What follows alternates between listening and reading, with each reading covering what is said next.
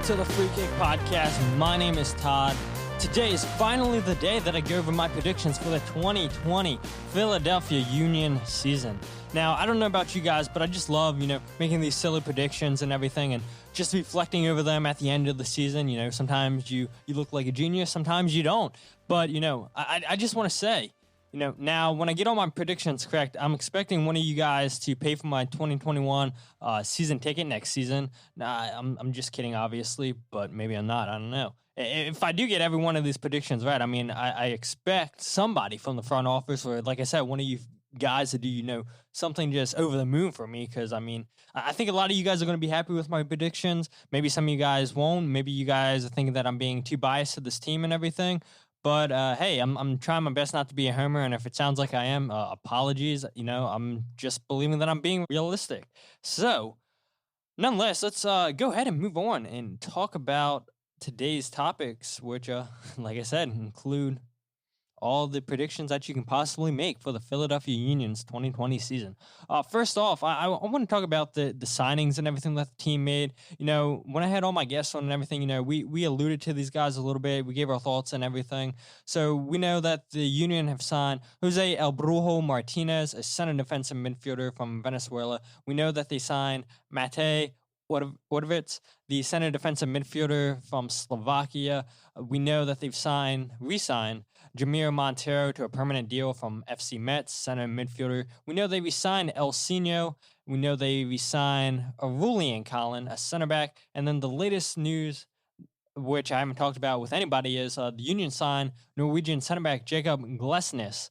Now, I'm just going to call him Jacob G on the show because I'm pretty sure Glesnes is not how you say his last name, so I'm just going to call him Jacob G, and I'm sure most of you guys are going to go with that as well. But just real quick, though, El Brujo, we've only got to see one preseason game so far this season, and I know there's been a lot of people vocal on social media about, why aren't we watching these preseason games? Why aren't you streaming every single game and everything? It's like, I get the argument from the team side, we don't want tape to be out there, but, after you play your first official game, all that tape's going to be out there. And really, how much is going to change in the Union's playing style from last season to this season? I don't think much at all, but then again, you got to look at some of these other teams, Inter Miami, new team, maybe they don't want people to see how they play. FC Cincinnati got a new coach, even though he just got fired today, or he resigned.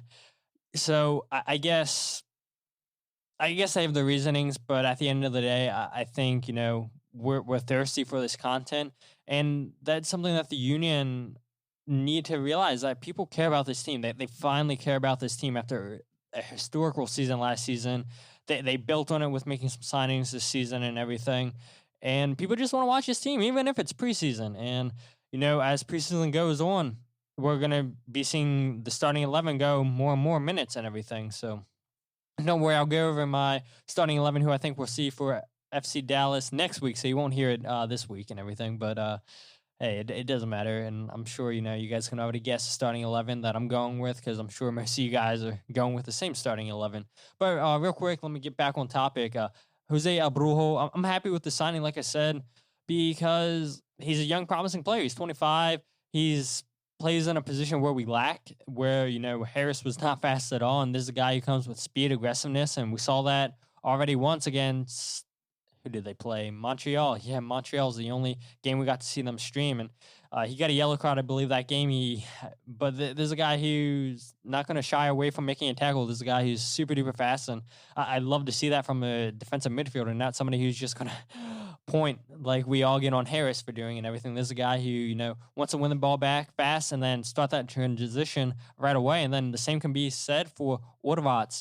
He got a yellow card in that game too against Montreal with a tough tackle and everything. But we don't want a number 6 to be shy in making their tackles. We want them to be 100% in on winning that ball. We don't want to have a 50-50 challenge where the half in, half out. If you're going for that ball, go all in. And, if you get a card in the process, so what? I'd love to see that aggressiveness. And both of these guys, El Brujo and Ordovic, they want to win the ball back and get right up there and start a counterattack. And I'm so happy that we finally have two fast CDMs that are super duper fast number 6s. And these guys look like they're comfortable on the ball. Again, just one preseason game that we saw. So, I mean, you can't make much of it and everything. But you hear Jim Curtin say all the right things about the whole team, really, in the preseason conferences and everything. And, you know, I got to trust Jim because, Jim's seeing these guys every single day and everything. And if I got to believe, if somebody's not doing something right, Jim's not going to give them fake praise and everything. I just don't think Jim hides from any of that stuff. He's going to be truthful to the reporters and to us fans. And we saw Orvat score that goal against Inter Miami. I mean, it was a great rocket of a shot. I know Robles got a hand to it, but I mean, what a powerful shot and everything. So hopefully we can see more of that this season. Going on to Jamiro Montero, I mean, what else needs to be said about this guy? And then there's a guy you can argue was the Union's most important player last season, could have won MVP of the season, but, how can you argue with what El Senior did last season? Everybody loves to see skill moves and everything. But I would put, Jamiro as 1B, maybe 1C, because I think Casper's up there too, who could have potentially won player of the season last season. Jamiro, I mean, none of us thought that this deal was going to become official, and, well, duh, it's official and everything. And I'm so happy we got him back. He took the number 10 shirt this offseason, and if you're not a big soccer person, then you don't know, that the number 10, that carries a lot of weight. Last season, Marco Fabian had it, and usually, the best player on your team wears the number 10 jersey. And so that's a lot of responsibility for Jamiro, but I think, if anybody on this team, he's the guy who I feel most comfortable wearing the number 10 jersey. And I think we're going to see him play as a number 10, and we're also going to see him playing the number 8 role. So I'm super excited to see Jamiro back this season, and especially giving him more chances to play in that number 10 role with Brendan Aronson. Just these two guys I feel like are going to have such a big season for us, and I'm super excited to have Jamiro back. And then El Senior, I mean, again, what needs to be said about this guy? The last 30 minutes of a game coming off the bench, goes against tired legs. Can't ask for more and everything. I know El Senior, like I've said before, probably wants to start some games, but he has to realize, his body just can't take 90 minutes or 60 minutes. 30 minutes is what you're good at, El Senior. And then having back Colin, one, like I've said, a good translator, and two, he's a good veteran presence on this team. This is a very young team. This is a guy who's won MLS Cup. This is a guy who's been in the league for a very long time, who can help these younger guys, these newer guys, transition to the league. And I'm super happy to have Colin back. And then Jakob G, the Norwegian Center Back, this is interesting because I've seen people talk about going 3 in the back. I've seen people say, Jacob's going to start as a center back partner next to Jake Elliott. I've seen people say, he's going to start next to Mark McKenzie. This guy, nobody knows the transfer deal, but you got to imagine, a 25-year-old player who's getting in the prime of his career, the Union are paying a transfer fee. You know that this guy is not going to be sitting on the bench very long. So with the Olympics coming up, I expect Mark McKenzie to be playing for the United States this season and the Olympics. You've got to get somebody to fill in that role, and who better to have than Jakob G? From what we've heard from the preseason camp so far, Jacob's impressed and everything, and I'm super happy to get this guy. I mean, again, a lot of these signings, nobody knows who any of these guys are, but Ernst hasn't failed us, and I've said it before. Why not trust in Ernst? The only player that you can maybe make a case for is Marco Fabian, but other than that, I mean, who's he missed on? And I get it. I honestly get it, and I'm probably going to keep saying it. It's asking a lot for these guys to have the same season they had last season. It's asking a lot for these new signings that we made to just hit the ground running right away. But I honestly believe that this team will hit the ground running. I really do. I mean, like I said, Ernst hasn't failed us, and I really don't think he's going to fail us yet.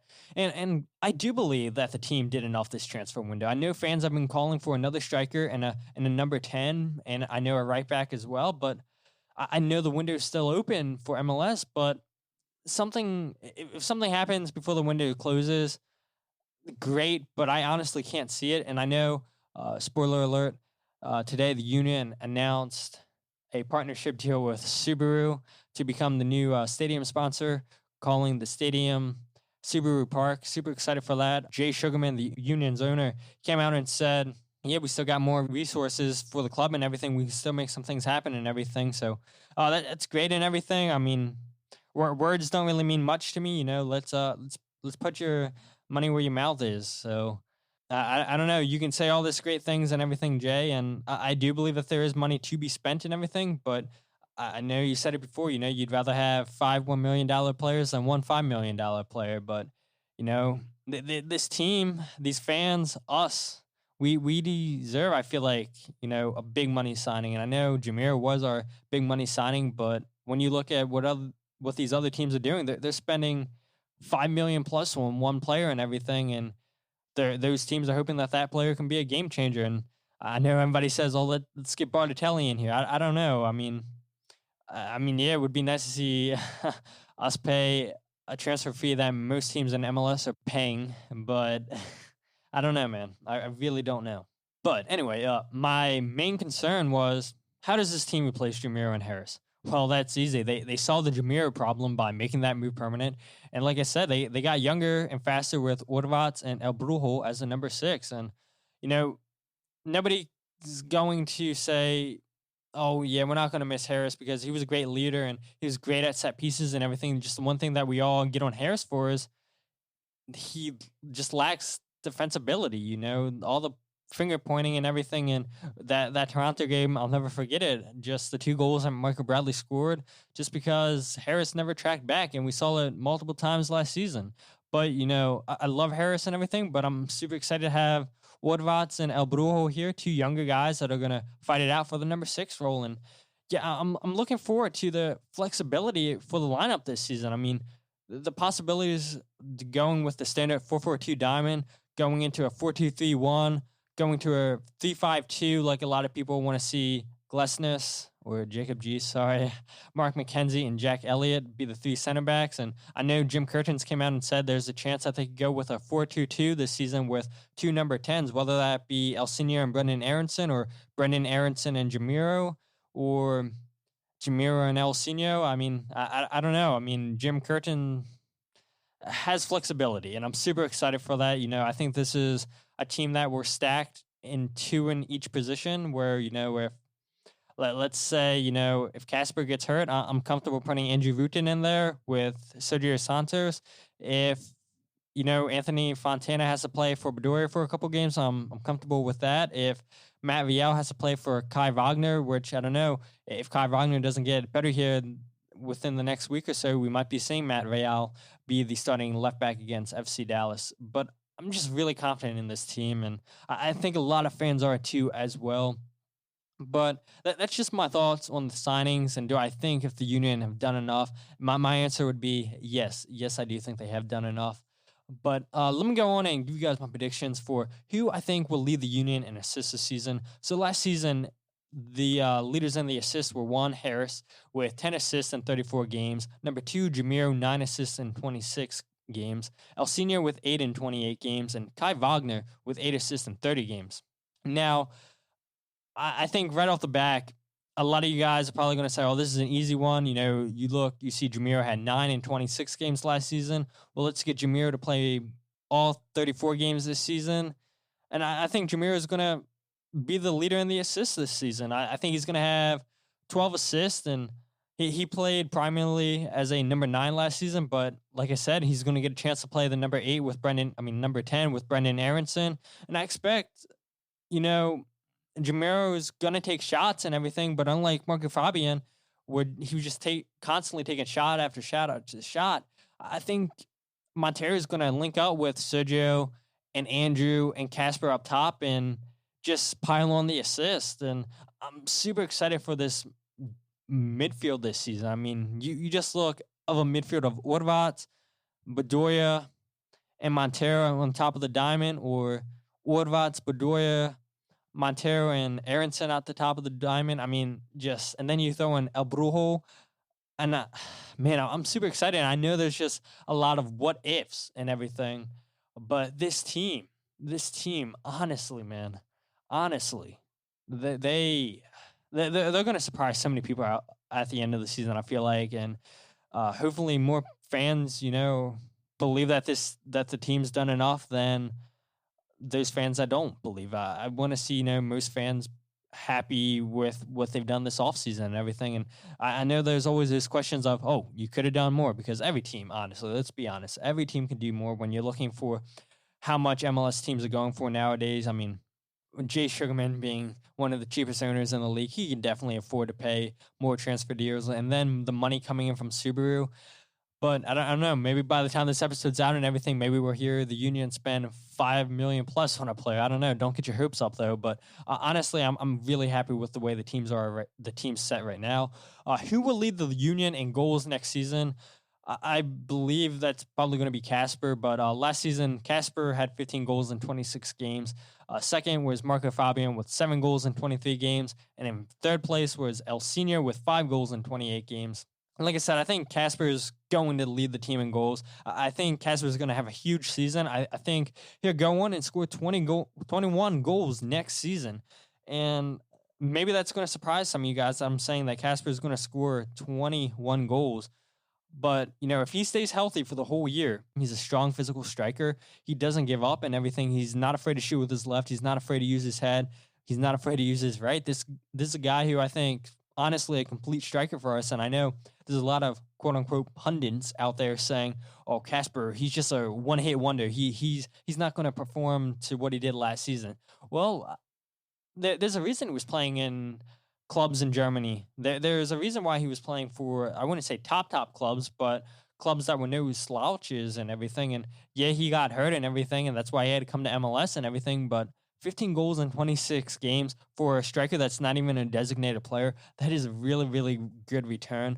And like I said, if he stays healthy for the whole season, I can guarantee you he will score 21 goals this season. I'm not even kidding you guys. And just for fun and everything, I think Sergio Santos, I think he'll score 12 goals. So many people were giving Sergio crap on social media for being a quote-unquote disappointment last season. The dude has talent. Jim Curtin came out and said that the partnership between Sergio and Casper is starting to become scary good. It's starting to become something very, very special.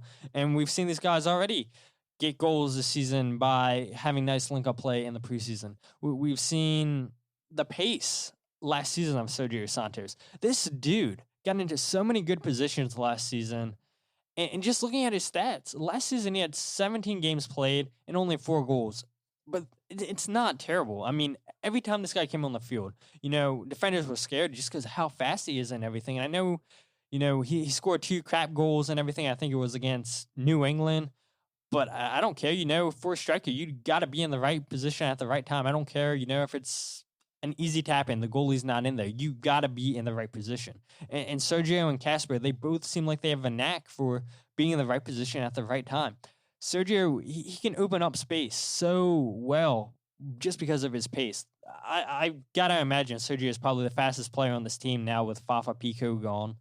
This is going to be a year now for Sergio Santos with a league with 1 year under his belt.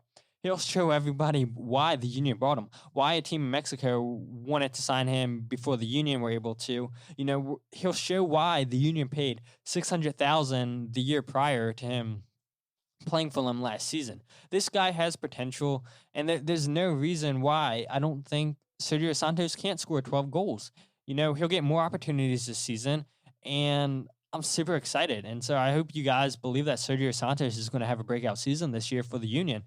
In third place, I'll just say Andrew Rutten. I do believe Andrew has something to offer. I think he'll get 10 to 12 goals this season.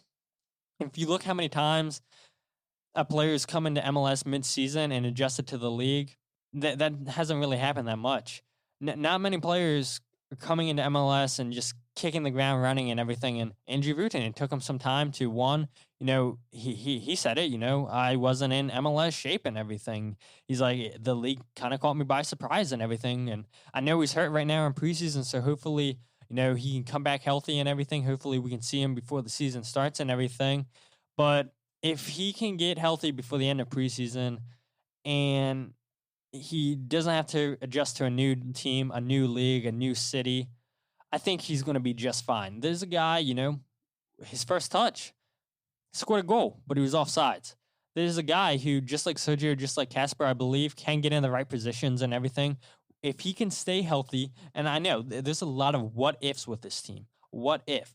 And honestly, the Union's medical staff has done a really decent job the last couple of years to keep these guys healthy, staying on the pitch for majority of the season and everything. I mean, just look at Ali Bedoya and Harris, just these guys never getting a break and everything.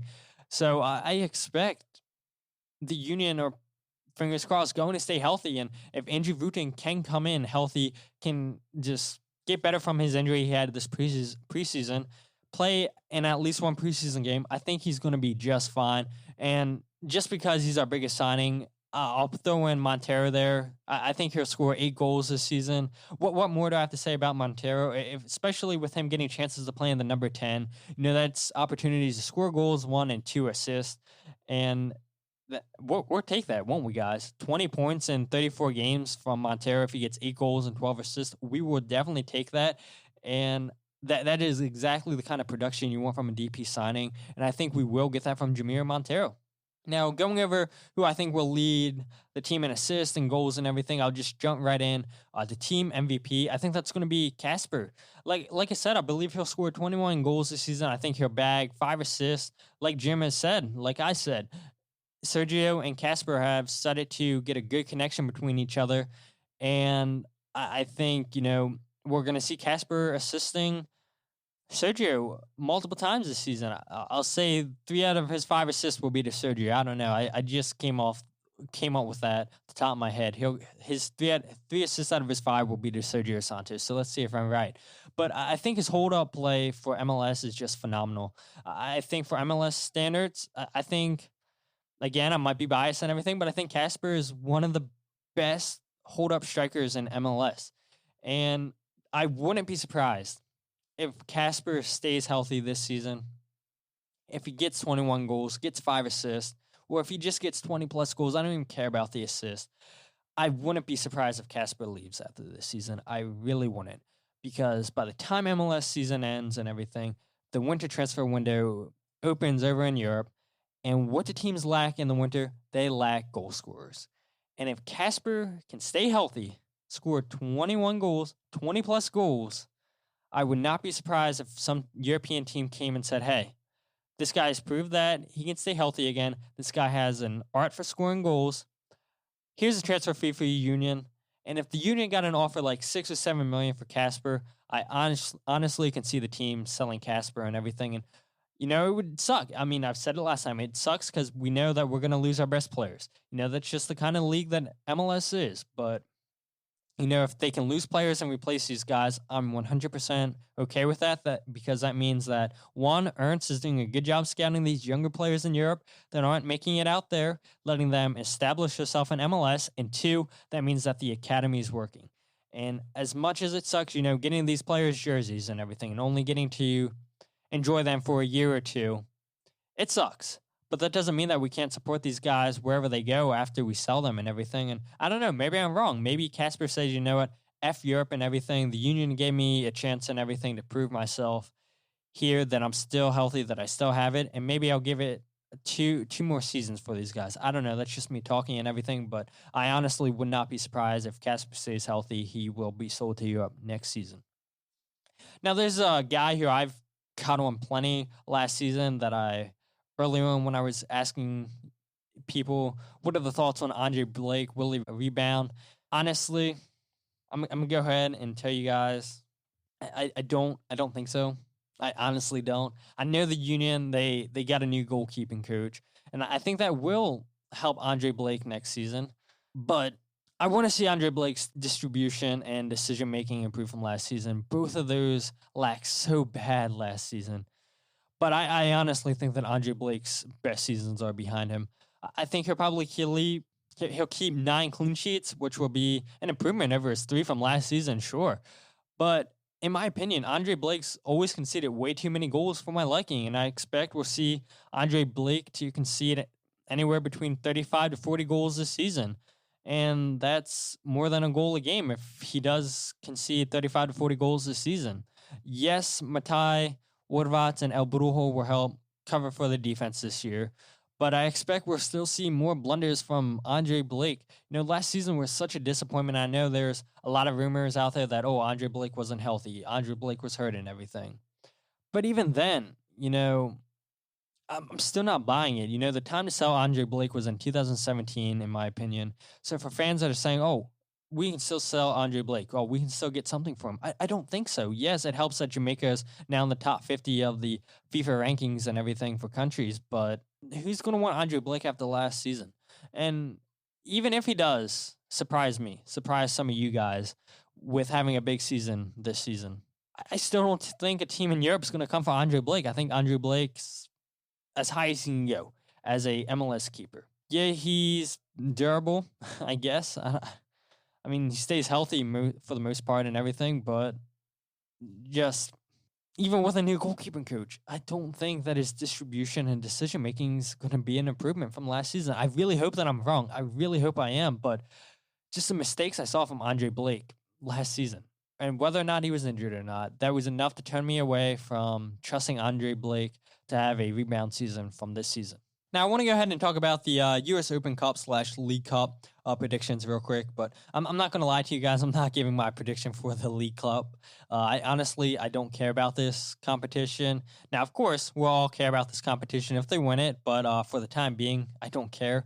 And I honestly don't even know when this competition is going to start up. I think the Union get to host a home game for this competition. I'm not really sure. I only looked into it briefly and everything. Like I said, I don't care. And again, I imagine most of you guys don't care about the League Cup either because it's not the CONCACAF Champions League. So it is what it is. But the U.S. Open Cup, that is something that I care about. Like I said, the Union, they have two guys for every position that can make a difference that I feel confident with. If player A gets hurt, that player B can come in and step in and do just fine. Last year, I think it was pretty obvious the Union's goal was to focus on the league as opposed to the Open Cup. Well, this season, I think they're going to focus on both. The quality of the depth, I keep saying that, is so, so good. And I'm super excited to see, players like Cole Turner, Jack DeVries, especially Cole Turner, because he grew up 15 minutes away from where I live. So I would love to see a Harford County kid succeed in professional soccer. And honestly, I probably should have researched this, but I don't think anybody from Harford County has went on to succeed as a professional soccer player. I know for a fact that Cole Turner is the first player from Harford County from Churchville, Maryland to play for the Union. I know that for a fact, but I don't know if anybody succeeded in Harford County as a professional soccer player, so no pressure on you, Cole. But I really do think that Cole has a bright future, and same with Jack DeVries. I think both of these guys we're going to see not only get chances in the U.S. Open Cup, but I think we're going to see them get a start, maybe not a start, but definitely a start on the bench, I'll say. A start on the bench. I think we'll see these guys go on the bench every now and then, but they're definitely starting the U.S. Open Cup, and Jim Curtin's come out and talked about both of these kids a lot already this preseason. He's been really happy. He's given Cole Turner, I believe, 2 starts. I know he definitely gave him a start once this preseason, but, these are 2 guys that came through the academy, just like Brendan Aronson, just like Mark McKenzie, just like Austin Trusty. You can't say that we don't give kids from the academy a chance. We have, in my opinion, the best academy in the MLS, and it's only going to get better. And like I said, it sucks when these kids come through the academy because they're one of us, and then we sell them to Europe, but that means that the academy is working. So I think these 2 guys are going to have a good season for us, Cole Turner and Jack DeVries. And I think, the Union, they have potential to go all the way in the final. There's a competition that the Union the last couple of years, minus last season, have taken very serious, been to 2 finals and everything. And I don't see why, they don't put their focus in the MLS Cup and the U.S. Open Cup. And I don't know, Jim's probably going to come out and say that, we're very serious about the Leagues Cup. And like I said, I mean, if they win that, Oh, we're all going to be fans of the Leagues Cup. So, I mean, any trophy, we're waiting for one trophy. And wouldn't that be crazy if the Union go in and win a treble, win the Leagues Cup, win the Open Cup, and win MLS Cup? That would be something. But my expectations are not that high. They're definitely not that high yet. And I got to imagine most of you guys, your expectations aren't that high either. But let me go on and give you guys my Eastern and Western Conference standings predictions. So I start from bottom to top. And I won't talk about these teams too much and everything because they're not the Union, so I don't really care. But in 13th in the Eastern Conference, I think Chicago will finish in 13th. They just haven't brought in enough pieces like the rest of the Eastern Conference teams, in my opinion. Now, again, by the time I did not say this, I'm recording this episode on Tuesday, February 18th. So again, anything can change by the time I release this episode to you guys. I don't know. Maybe by the time I'm recording, maybe some of these teams announce some signings. But Chicago, they just haven't done enough, in my opinion. And I think they're going to finish in 13th. In 12th, I think it's going to be Orlando City. I just think there's stronger teams in the East. Yeah, they have Nani. Yeah, they have Mueller. But is that really enough when you look at what New England's done, what Inter Miami's done, what the Union have done, and so on and so on? I don't believe so. In 11th, I think it's Cincinnati FC. They'll be better than last season. They've added experienced players that have played in Europe. They have added Jurgen Lakata on loan from Brighton in the Premier League. This is a guy who I've watched the last couple of years. He's a fast, skillful winger. I think this is a guy who's going to be in the top tier of MLS players if he can stay healthy. This is a guy, I think he's 25 or 26. He's a guy that's probably going to be Cincinnati FC's best player and everything. I am a little bit nervous when the Union play him because this guy's going to be having a field day with Ray Gaddis, in my opinion. But, hey, it's just a prediction and everything. Maybe it doesn't happen. Like I said earlier, Cincinnati's coach resigned and everything. So, I don't know. Maybe with the turmoil that FC Cincinnati is facing, maybe they finish in 13th. I don't know. In 10th, though, I have Montreal Impact. I'll just leave it simple. I don't trust Thierry Henry as a coach. Look at the talent he had at Monaco. He failed there. They had Piatti, the leading scorer. He left. I do like Spanish Messi, Bojan, the center attacking midfielder. I know he plays as a false striker, too, at times. But he unfortunately, he never lived up to his expectations when he played at Stoke City in the Premier League. He never lived up to his expectations when he was playing in Spain and everything. So he had to come to MLS. But, this player, stay healthy, could have a decent season for Montreal. In 9th, it's everybody's most hated team in MLS, especially us, guys. The New Jersey Pink Cows. Look, they lost way too much, in my opinion, without replacing them. And honestly, looking at that, I should probably put them lower. Number 8, I think this is going to be a toss-up. This team can potentially get into the playoffs. I know they were close last season.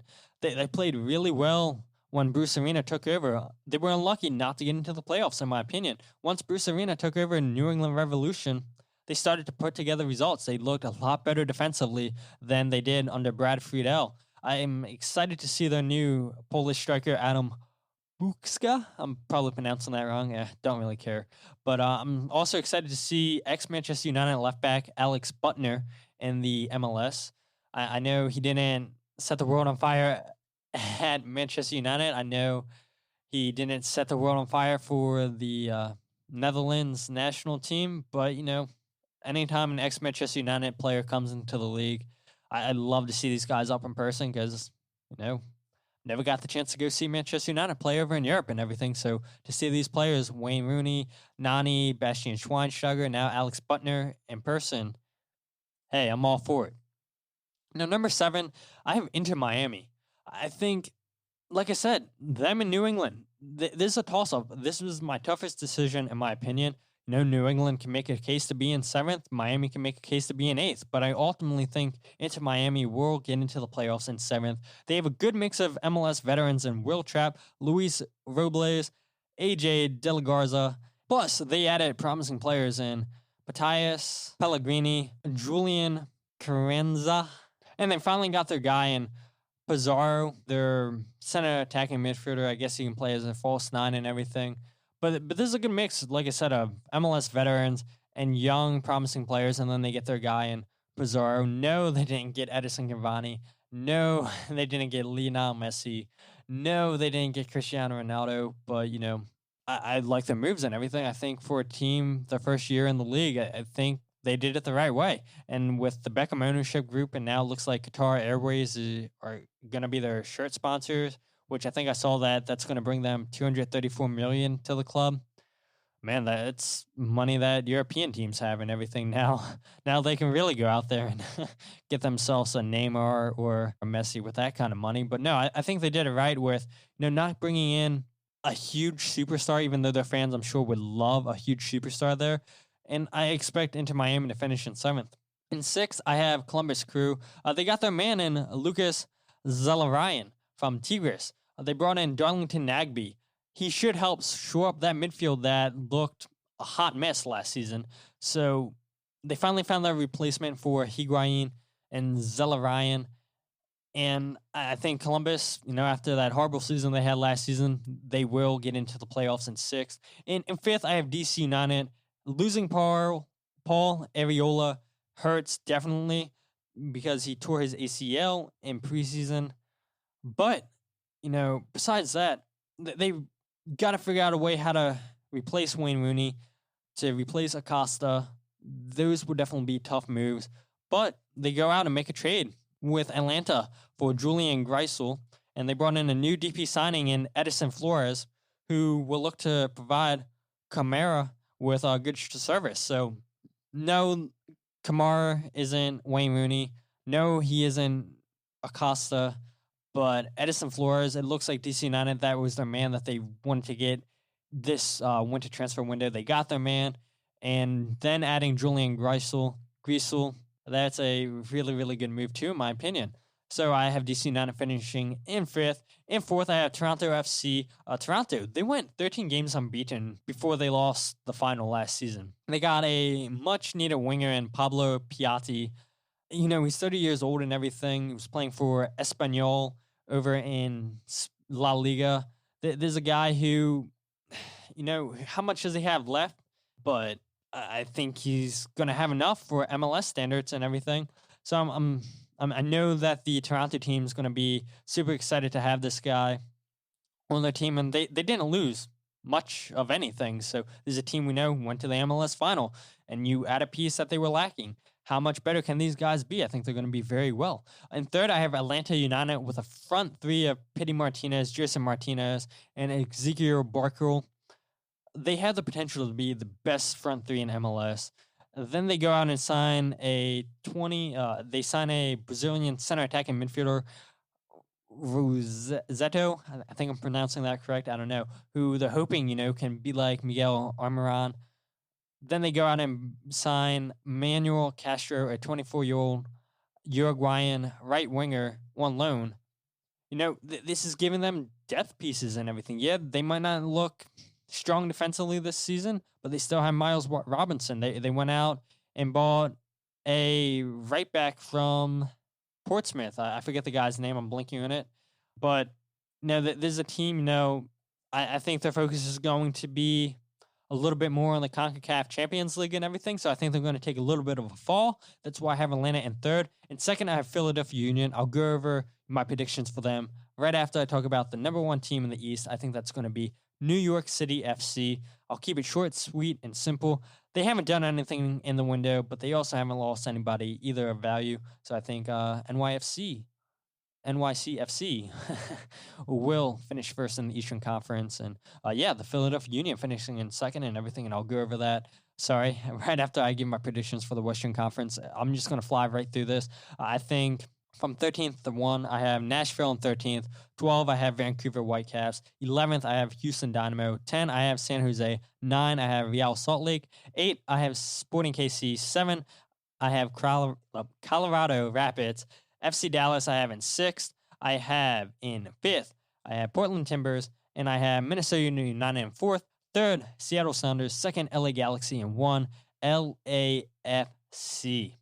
And real quick, I guess I might as well go over the Eastern Conference again. I have 13th, Chicago. 12, Orlando City. 11, Cincinnati. 10, Montreal Impact. 9, the New Jersey Pink Cows. 8th, New England. 7th, Inter Miami. 6th, Columbus Crew. 5th, DC United. 4th, Toronto FC.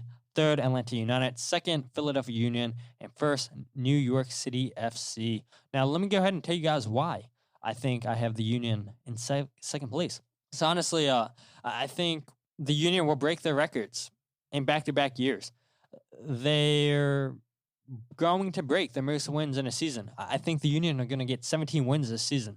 I think they're going to break their goal scored this season I think they're going to score 60 goals. And, if they do that, then that means that they're going to break their points record with 58 points, in my opinion. Now, the last 8 games of the season are going to be crucial for the Union as they go away 5 out of the 8 games. They go away to New York City FC. They go away to Toronto, DC United, New England, and Cincinnati. And they play 3 straight games, though, against NYC FC, Toronto, and DC United. And I'm going to predict that the Union will win one out of those 3 away games, those 3 straight away games. I think that win's going to come against DC United. And then the boys are home against Orlando, which I believe they will win that game. Then they go on the road again for 2 straight, which will see them face New England and Cincinnati. While I'm expecting the Union will lose to New England, I think they'll draw against Cincinnati. Now, that's 4 points out of a possible 15 points on the road, which is not promising at all. But I'm expecting the Union to just stockpile wins early on. I also believe the Union will finish strong and win the last 2 games of the season, which both of those games are at home, with those games being Chicago Fire being October 4th, and September 27th is against New York Red Bulls. Now, that's going to be much needed momentum to get the boys into the playoffs because, finishing second, they're definitely going to be in the playoffs, but that's going to give them home field advantage for most of the playoffs if they do finish in second place. And getting 2 back-to-back wins after a tough stretch of games and everything, like I said, I'm predicting 4 points out of a possible 15 points from when the Union play the games on the road, which I said they have 5 away games out of the last 8 games of the season. But from April to the end of May, the Union, I think they're going to get 7 out of 11 home games. They have 7 out of 11 home games, sorry. And for the team to be successful this season, they are going to need to win 5 or 6 of those home games and hope to get some kind of results on the road. So from April to May, the Union have 7 out of 11 home games, and they've got to win 5, if not 6 of those home games. They got to win 6 out of those 7 home games for me to really believe in this team from April to May, which I do think they're going to do. And like I said, April to May, that's going to be really tough for this team. It's going to be tough. They have 7 out of 11 home games. I know I'm repeating myself, but that time of the season, I don't see why fans aren't going to come down to the stadium. If the team, we see them every single year, starting slow and everything. But, that's okay if they start slow. But the weather's going to be good from April to May. If they can start winning and everything, I don't see why Subaru Park can't be sold out, can't be loud like it was near the end of the last season and everything, because that's what I want to see for the season. I want to see the game sold out, every single home game. I want to see that place rocking. I want to see not just the Sons of Ben, not just Keystone State Ultras singing chants and everything the whole game. I want to see the whole stadium get involved. I know most of the stadium gets involved in the Sha-La-La chant. And I know it's going to be hard, getting people in the family-friendly sections of the stadium to do some of the chants and everything. But the team does so much better once that whole place is rocking. And it's not that hard to do. It's really not that hard to do. So my goal to you guys listening, if you're not sitting in the river end, if you're not sitting in 140 where the Keystone State Ultras sit, come on, just sing. It's not that hard. You don't have to, be screaming on the top of your lungs, but get loud, get proud. And, if you do it, then maybe somebody else does it. And then that's how it spreads throughout the whole stadium. And if that happens, Talent Energy is going to be a fortress this season. And I really do think that the fans are going to come out loud and proud after the great season the Union had.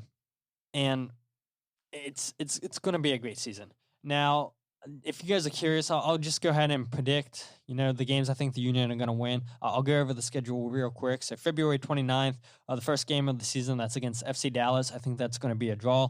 Like I said, next week, I will talk about that game, break down that game and everything. March 8th against LAFC on the road. I think that's going to be a loss. But then they come home against San Jose, March 14th, the home opener. I think they're going to win that game. March 22nd, DC United comes to Subaru Park. I think the Union are also going to win that game. March 28th at Portland, the Union, I believe, are going to lose that game. April 5th at Inter Miami, I think the Union are going to win that game. April 11th, the Montreal Impact come to Subaru Park. The Union are going to win that game. April 15th, LA Galaxy come to us. I think we're going to draw against them. April 19th, NYCFC come to town. I think we're going to beat them. We're finally going to beat NYCFC. I honestly believe that's going to happen. April 25th, we are at Columbus. I think we're going to get a draw in that game. March 2nd, Cincinnati. I think we're going to win that game. May 9th, against Atlanta. I think we're going to win that game. May 13th, we go down to Nashville. I think we're going to get a win down there. May 16th, Sporting Kansas City comes to us. I think we're going to get a win. Then May 23rd, we go to Colorado. I think we're going to lose that game out there. May 30th, Columbus comes to us. We're going to win that game. June 6th, we go to a New Jersey Pink Owls home stadium in New Jersey. I think we're going to lose that game. June 13th, Real Salt Lake, we're going to draw against them. They're coming to us. June 20th, Atlanta, we're going to lose that game. June 27th, Vancouver Whitecaps, we're going to win that game. July 4th, at Montreal Impact, we're going to lose that game. July 8th, at Chicago Fire, we're going to draw that game. July 11th, Toronto FC, we're going to win. July 18th, New England Revolution. I think we're going to draw that game at home. July 25th at Orlando City. We're going to lose that game. August 1st against Inter Miami at home. We're going to win that game. So we're going to do the league double over Inter Miami in their debut season. August 8th at NYCFC, which that game is going to be played in the Bronx. We are going to lose that game. Yes, it's not at Yankee Stadium, but we just don't do good against New York City. I'm going to guess that that's going to continue. In New York, August 15th at Toronto, I think we're going to lose. August 22nd at DC United, we're going to win. August 29th, Orlando City comes to Subaru Park. We're going to get a win there. September 12th at New England Revolution, we're going to lose. September 19th at Cincinnati, we're going to draw. Then, like I said, the last two home games, one being September 27th against the New Jersey Pink Owls and October 4th against Chicago Fire. The Union are going to win both of those. So that would leave the Union to finish 17 wins, 7 draws, 10 losses, and if you guys, weren't keeping track, I got a win for you guys. I got it right here for you. So that's 14 home wins, 3 draws, and 0 losses at home. Yes, that is crazy if the Union do not lose a home game. But last season, they won 10 games. They had 3 draws and 3 losses. So Subaru Park, I got to get into that habit, is a fortress. And like I said, if that place can sound like it did near the end of the season for all 17 home games, that is going to be a intimidating environment for the away teams to come into. And it's on all of us, not just the Sons of Men, not just the Keystone State Ultra. It's for every single fan of that stadium to get loud, to get rowdy, to get behind the team. And if we can do that, I don't think the team's going to lose at home. Again, I might be a homer, I might be biased and everything, but that's just my prediction. And then that means on the road, the Union aren't going to do that well. 3 wins, 4 draws, 10 losses. Last season, they had 5 wins, 3 draws, 8 losses on the road. Now, the first 10 games of the season, I predict the Union are going to win 5 of those, draw 3 times, 2 losses. And then the last 10 games, that means 5 wins, 2 draws, 4 losses. So definitely, the beginning of the season, the middle of the season has to be crucial for the Union. And I just think real quick before I let you guys, before I end this episode, I just think it's funny going on MLS.com, reading people's predictions and everything. I mean, people predicted, the Union are going to finish 6th in the East. They're going to finish 2nd. They're going to finish 3rd. They're going to finish 4th.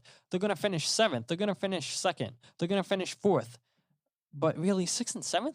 Really? The Union? After everything that they've done this offseason, which moves could still be made, you think this team's going to regress from last season? I get, I talked about, the moves I like that these Eastern Conference teams have made and everything, but to regress? Really? For this team to... I don't see it. I don't see that at all. And maybe I am sounding like too much of a homer to think that the Union are going to finish in second place, but I'm just super excited with the moves they made. Looking at what other teams have done, I think the Union have done a little bit more, and I think the Union are going to surprise a lot of people. And hopefully you guys don't think I'm too crazy. Hopefully you guys agree with me. Hopefully you guys believe that the Union are going to get in to the playoffs this season. Build back-to-back playoff appearances, win a playoff game. I think ultimately this team wins 2 playoff games. Both of the games would be at home, and then I think they're going to lose in the final. But hey, if they can get to MLS Cup final, we're all going to take that. But in case you guys aren't following the podcast on social media, you can follow on Twitter, Instagram, and Facebook at Free Kick Pod. You can find us on our brand new website, The Free Kick Podcast, where you can learn a little bit more about myself. You can learn how the podcast got started and everything, and hopefully myself and Andrew Deal. Andrew, I'm throwing your name out there. Hopefully we can come up with some fresh new ideas and do a lot more with the website. But I know ultimately, Andrew, it is on me. So I appreciate all the work that you've helped me do with the website.